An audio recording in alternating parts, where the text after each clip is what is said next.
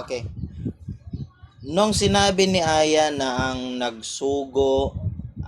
Diyos ang nagsugo, tapos ang mga apostol ay sinugo. So, sino yung nagsugo sa mga apostol? Diyos or tao? Ang Diyos at ang Panginoong Kristo na tao sa kalagayan. Diyos at ang tao. So, ano yung ibang kalagayan ni Jesus kung sinasabi mong sa kalagayang tao? Wala Pangalawang siyang tanong. ibang kalagayan. Tao lang talaga ang kalagayan. Tao siya, tao. Sa likas na kalagayan. Sige, tao. Okay. Third So, sa question. sa Juan 1:1, sa Juan 1:1, sinasabi doon na sa pasimula andun na ang berbo kasama ng Diyos at ang berbo ay Diyos. Tapos sa 14, kung ibababa natin, ang sabi doon yung berbo nagkatawang tao. Ngayon, sino yung berbo na nagkatawang tao? Pangatlo. Ang salita. Next question. Ang salita daw. Okay, sige. So, nung nagkatawang tao na yung berbo, anong pangalan niya? Nung nagkatawang tao na ang berbo, na natupad na yun, natupad na ang salita at ang katuparan ng salita si Kristo. Pang-apat yun. Pang-apat. Okay, panghuling tanong. Dahil sinabi mo na yung katuparan nun ay si Kristo. So, ibig bagang sabihin, yung berbo na kasama ng Diyos na yung berbo ay Diyos na nagkatawang tao at ang sumugo sa mga apostol ay Diyos ay si Kristo? Tama ba Hindi. or mali? Mali. Okay, yun ay sagot kay Pastor. Paliwanag. So, kung okay na, Uncle, 3 minuto ka para magbigay muna ng konklusyon. Okay, no? Ang sinabi ni Aya kanina, no? Ang sinabi kanina ni Aya, ang Diyos ang nagsugo. Ngayon, wala naman tayong mababasa doon sa talata na nung sinugo ni Jesus ang mga apostol ay nung sa katawang kanyo ang taon niya. Excuse me. Dinadagdagan nyo yung talata, no? Dinadagdagan. Kasi hindi nyo masasako kayo kasi ikaw na mismo nagsabi, no? Na ang Diyos ay yung nagsugo. So sino bang nagsugo sa mga apostol? Si Jesus, no? Tapos ito pa, sa Juan 1:1, sabi niya yung katuparan nun si Jesus. So sino yung berbo na kasama ng Diyos at ang berbo ay Diyos? Idi si Jesus din. Sino ba? Kailangan naman yung Ama yung nagkatawang tao at yun yung pinako sa cross. Di ba? Diyan pa lang na talata, wala na. Hindi nyo na alam. Wala nga sinabi dyan na yung berbo ay plano ng Diyos. Wala tayong mababasa sa 1:1 niyan. Dinadagdagan nyo na naman ng talata. No? Sa bagay, wala naman kayong ambag sa Biblia. Kaya ganun kayo. No? Matanong natin, sino ba ang nag-utos ng Felix Manalo para maging sugo? Wala naman yan talata sa Biblia, di ba? No? Asan sa talata sa Biblia na si Felix Manalo inutusan ng Diyos? Nakabasa lang ng Biblia, nagawa ng Katoliko? No? Wala nga kayong ambag niyan? Tapos sasabihin nyo, nakabasa ng Biblia, kaya naging sugo. Di nga. Tapos ang nagpatong pa ng kamay kang Felix Manalo, yung mga sa demonyo sinasabi ninyo? No? Alam nyo bang ang nagpatong sa kang Felix Manalo ay yung mga mga sinasabi nyo na mga sa demonyo? Hindi nyo alam yan? Well, alam ko kung sino. Sino-sino yung mga taong yun. Na tinatrato nyo yung mga mga sa demonyo. So pinatungan na ng kamay ng sa demonyo, gumagamit pa kayo ng aklat sa demonyo ayon sa inyo. Tapos hindi kayo naniniwala si Jesus ay tao, ay isang Diyos. Doon pa lang sa 1:1. Ikaw na mismo ang umamin. No? Hindi ko kasalanan yan. Ikaw yung umamin. No? Translation daw ng Katoliko. Hindi yan translation ng Katoliko, kundi kinanonize talaga ng Katoliko. Kayo, saan kayo nung kinanonize yung Biblia? Di ba wala? Kasi nga, 1914 lang kayo sumulpot. Okay, time na, Kuya Bob. So, Kuya Basto, 5 tanong naman kay Angkol. Ayun. Unang tanong. Sa John 3:16, Dahil maligo na sabi doon, "For God so loved the world that He gave His only begotten Son." So, yun bang God doon na merong begotten Son? sunod mo. Siya ba ang tunay na Diyos? Stanford 107. Yes or no?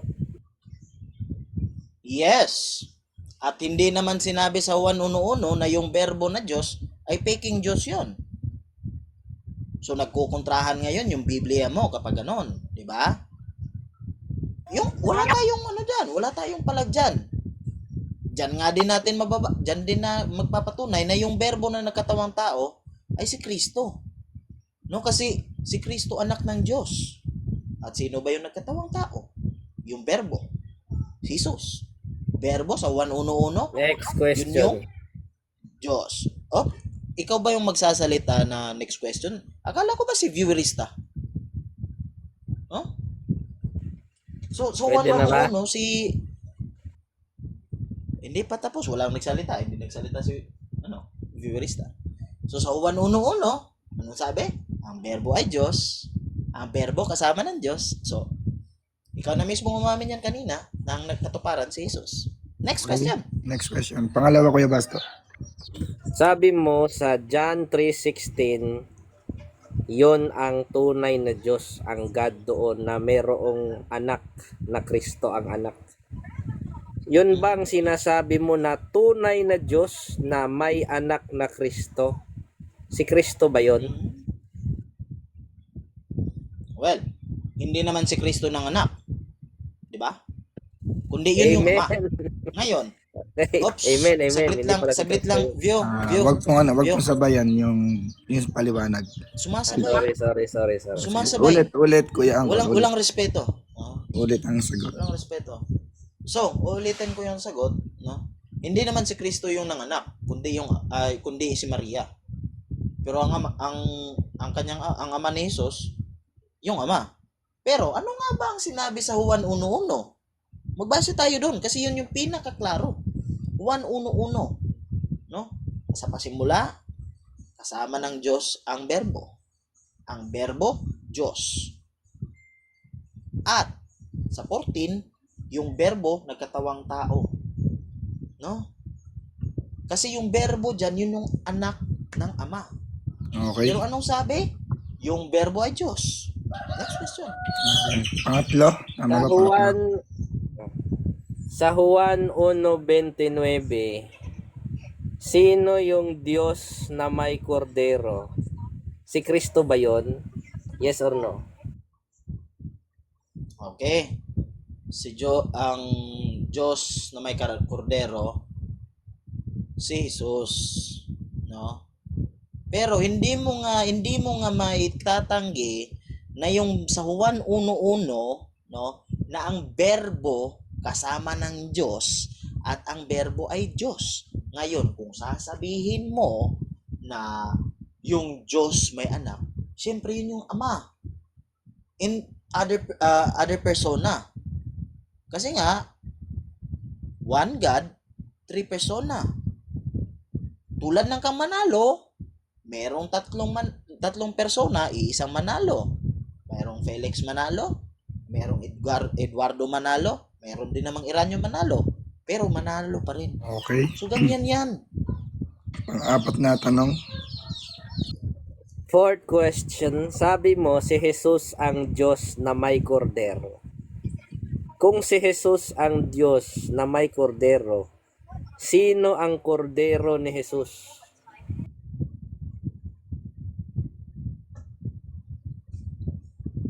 Okay, sino ang kordero?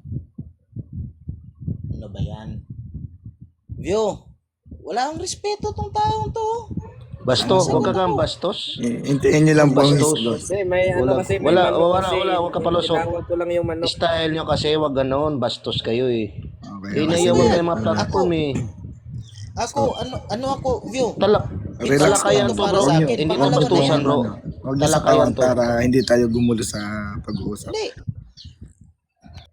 Pangalawa na to, View. Sama Ano mo ba na to? si Bibot para dalawa na Bastusan kayo. ba to? Bastusan ba tong gusto ng taon to? Diba? Pakisagot na lang po yung Bira, tanong. hindi na ako sasagot kung ganyan man lang yung Ay, hindi asal na. ng taong to. Hindi na raw siya Lalaki ako sasagot, Kuya nakipag-usap Viewerista. dito. Huwag niyo po kasi nga nasasapawan para hindi po tayo Hindi na magkagulo. raw siya sasagot. Natuwa Suko ka sa na raw kanyang siya. ginawa. Para maging maayos po yung Na- tanungan. Sumuko ba ako? Saglit lang, View, ha? Hindi na ako sasagot kasi walang respetong taon to. Sumasagot ako, sumasapaw. Di ba? So sino ngayon yung walang respeto? Hindi ka nga makasagot. Gusto mo ba sasagot ka, makipag-usap? Tira. Ganito, sa Bakit? susunod. Hindi ba sumapaw Sige, ka? magbibigay ako ng rules. Kapag dalawang beses na nag-interrupt, mababawasan ng isang tanong. Okay ba sa inyo na? Sige. Sige po. Tama yan pakisagot bro na Buyo, lang po. kasi Lalagyan ng mga pa. bastos Sige. to ngayon sina to eh. Basta Tama yan, makadalawang dalawang interrupt. tama yan. Bawas na isang tanong. Okay, sige, tama para yan. matuloy lang. Pakiulit yung ilang tanong yan, pang-apat ba yan, pang-lima? Apat. Pang-apat Pang-apat, po. pakiulit. Matuloy lang O, tayo. sasagutin ko na. Ulitin nga yung tanong eh. Sige, pakiulit muna, Ulitin nga yung pakiulit. tanong. Wag na. Sige, Hindi, ano? wag na, View. Oh, makinig ka Wag sa na, host. wag na, Ako View. na ba? Sasagutin Hindi ka ko. mo Sige, Uncle, paulit natin. Sasagutin ko na Para kasi hindi natin nakalimutan. hindi, okay na, View. O, View, tatututo ka okay sa na, host. okay na. Bro, sundin mo yung Okay na host bro. kasi Paulit yung sa tanong. sige, paulit. Paulit lang, Sundin mo. paulit. Pang-apat, go. Sige. So sabi mo si Kristo ang Diyos na may kordero. Kung si Kristo ang Diyos na may kordero, sino ang kordero ni Kristo? Okay. Sino ang kordero ni Kristo? Si Kristo. Kasi nga, nung sinabi kong si Jesus, I am referring to the God or ang Diyos. Kasi nga, para sa amin, ang Diyos may tatlong persona. No? May tatlong persona ang Diyos para sa amin. Kung sasabihin kong gano'n, I'm also referring to Jesus. I'm only referring to the Godfather. I'm also referring to the Holy Spirit. Kasi nga, sabi nga ni Jesus, I am who I am. Or ako ay ako nga. Yung sinabi niya ni Jesus, yung sinabi niya yan, na yung Diyos ni Moises ay ako nga. So si Jesus yung nagsasalita niyan. So I can use that. Wala Okay. kang magagawa. Last question na, Kuya Basto. Sabi mo, it referred to the Father, referred to the Christ, referred to the Holy Spirit. Anong talata sa Biblia mababasa na may kordero ang Holy Spirit? Okay. Wala tayong mababasa explicitly, no? Pero logic naman, no? Ang sinasabi nga namin, if you're saying God, para sa aming mga Katoliko na tunay na Kristiyano, hindi tulad ng mga sumulpot lang, para sa amin kapag nagsasabing God, Trinity. Merong tatlong persona. Ngayon, pwedeng nating sabihin na espiritu yan. Kasi nga, para sa inyo, yung Diyos ay walang katawan. Walang laman. So, pwede namin i-refer yan na espiritu. Diba? Para sa inyo nga, espiritu nga yung Diyos. Ama. Okay Next, na, Uncle. wala na. Tapos na. So, 3 minuto, Kuya Basto, magbigay ka ng conclusion. Ayun, salamat sa 25 million viewers na nakikinig. Ganun lang po bumalibag ng isang Katoliko na na dunong-dunungan. Ganun lang, basic lang. Basic na mga tanong, iiyak na sila. Napakasimple lang naman yung tanong. Sino yung tunay na Diyos na may anak? Si Kristo ba yun? Sabi niya, hindi. Ayun! Hindi pala tunay na Diyos si Kristo. Sino naman yung Diyos na may kordero? Sabi niya si Kristo. Sino naman ang kordero ni Kristo? Si Kristo rin daw. Di ba? Di ba? O, saan ka nakakakita ng aral na ganyan? Ang bira na yan. No? O, yun daw ang Holy Spirit, may kordero. Pero wala naman daw mababasa. Ang bira. Itong mga to. Ngayon, hahanapin nila kapatid na Felix Manalo, saan mababasa? Hindi rin pala hindi rin sugo yung mga pare nyo, yung lahat ng Santo Papa nyo, hindi naman mababasa sa Biblia yung mga pangalan nila eh. Di ba? Tapos nag-aangkin kayo na sa inyo yung Biblia. Alang iya ito si Uncle, akala ko magaling ito. Di ba? Napaka-basic ng tanong, iiyak na, no? Ano pa kaya pagka hinirapan ko yung tanong, baka magwala yan. Napaka-basic lang ng mga tanong ko eh. Umiyak na siya, manang-mana sa mga CFD dito na iyakin. Parang isang lay minister na kilala ko na ang mukha ay nilagyan ng pulbo ng paa. Bibot yata pangalan nun eh. Bio, bakit Tapos- nag-personal attack na to? Payag ka lang, huwag ka ma-personal attack, yan naman kaya Ayan nyo. na, umiyak na.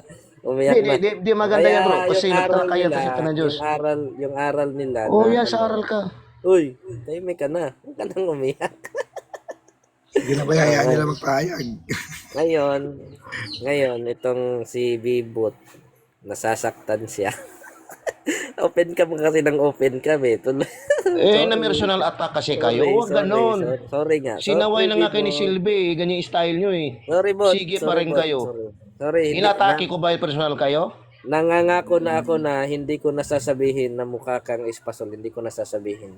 Oh, sige Ay. pa. Lait Ulit, pa. Ikaw, hindi wala ko kang na- mukha iharap eh. Hindi ko nasasabihin na Oh, di ba? Wala kang mukhang iharap. Paangat, di mo pakita eh. para kang tortillas eh. Oh, tortillas. Ito yung problema sa'yo. Okay na ako. Salamat sa Okay na, wala kang 29 tama, million wala ka viewers. panama. Kawawa Salamat ka. Kuya Host. Bababa na ako. O, baba na, kasi wala masakit ka na sa akin. May magtatanong pa sa'yo, kuya. View. Magtatanong pa sa akin, tatanong pa ako sa'yo.